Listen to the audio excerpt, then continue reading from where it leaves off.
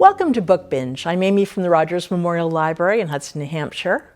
And all the books I share with you on Book Binge are available at the library and are also available to download from home in ebook and or audiobook form from the Overdrive app you can use with your library card. If you live, work, or go to school in Hudson and don't have a Rogers Memorial Library card, you can apply for a temporary card on our website, which is rogerslibrary.org. And remember, that's Rogers with a D. A lot of people make that mistake. With a card, you can also access not just the online books, but a lot of really wonderful databases, including magazines, transparent languages where you can learn a new language. We have the great courses, instructional videos for all kinds of hobbies, and much, much more. So there's lots of things to keep you busy while you're at home right here at the library if you have a library card. Today I'm going to be talking about historical fiction. I love learning about what life was like for people in other times and places. And most of what I know about history, I learned from historical fiction. I enjoy not just the good stories, but also books where I learn about historical events or people that I didn't know about before. I'll be sharing some historical fiction that I have enjoyed and some of the facts behind the stories. I'm going to post a bibliography with the books that I discuss on Book Binge on the library's website.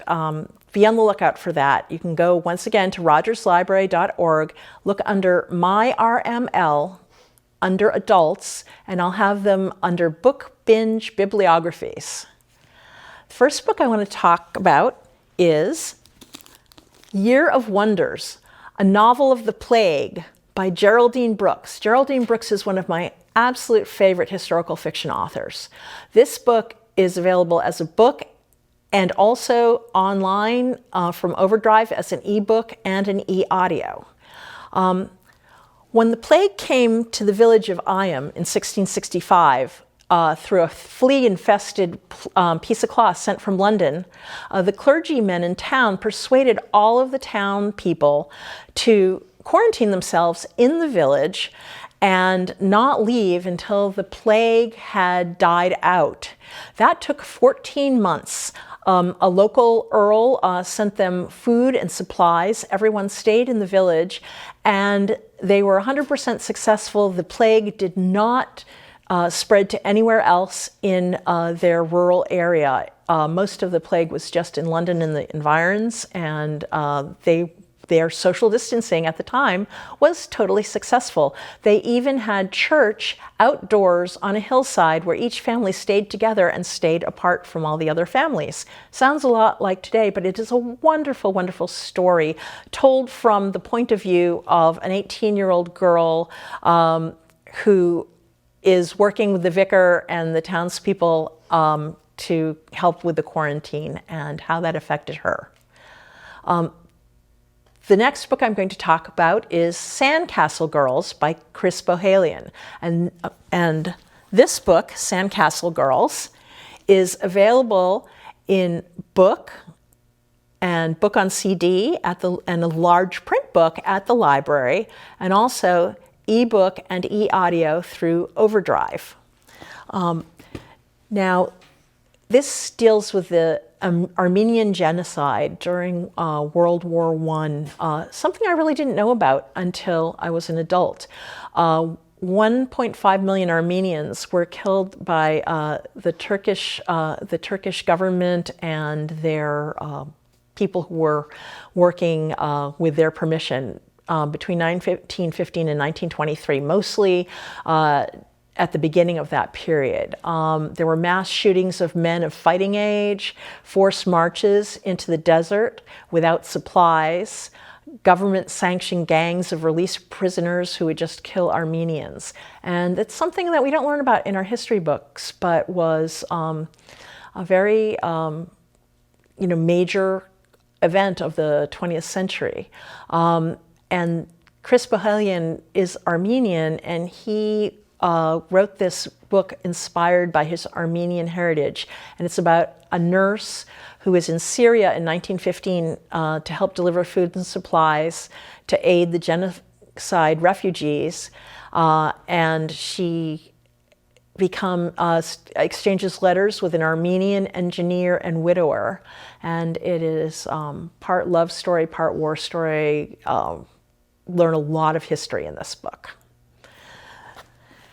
The next book I want to talk about is another book by Geraldine Brooks, Kalebs Crossing. This is available in book on CD at the library, and also ebook and e-audio on Overdrive. One thing I did not know until recently was that Harvard was founded in 1636 to train clergy for the American colonies. That I did know. But they also had a mandate to educate Native Americans and to learn Christianity and Western values, and then to go and convert their tribes. And there were a lot of people in England who were donating money to Harvard in order for them to train the Native Americans to go out and preach the gospel to their tribes. However, Harvard was not particularly successful in recruiting Native Americans, and by 1695, the Indian College at Harvard disappeared.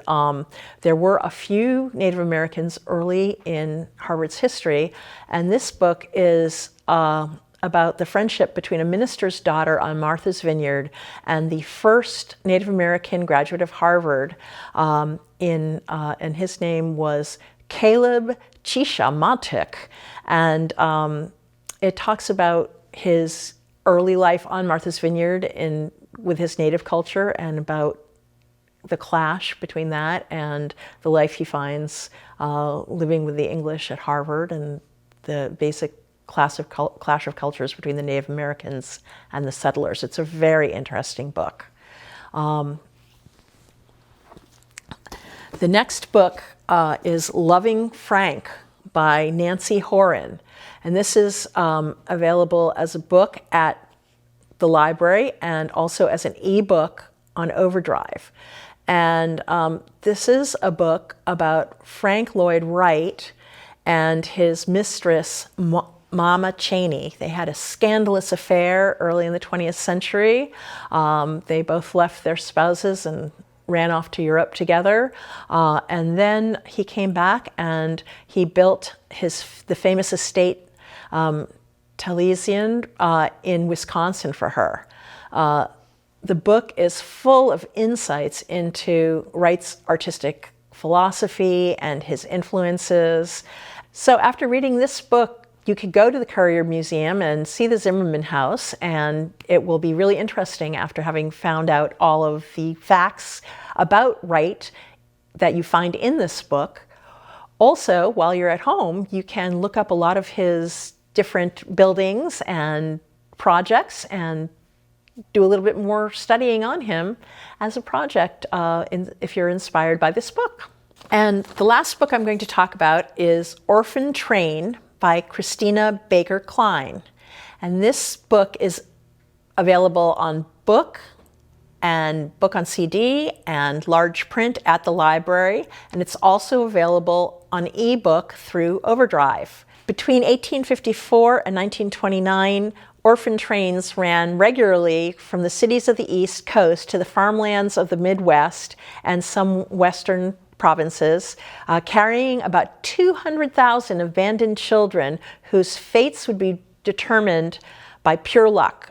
Some were adopted by caring families, especially some of the younger children, and became like part of the family. A lot of the older children were just adopted to become unpaid workers and were treated harshly. There was no guarantee. They were supposed to, adoptive families were supposed to be vetted by the clergy and prominent citizens of the town as acceptable for adoption, but that was not always the case. But at one point there were 30,000 homeless children living on the streets of New York, and these agencies tried to get these children off the streets to what they thought would be a better life out in farm country.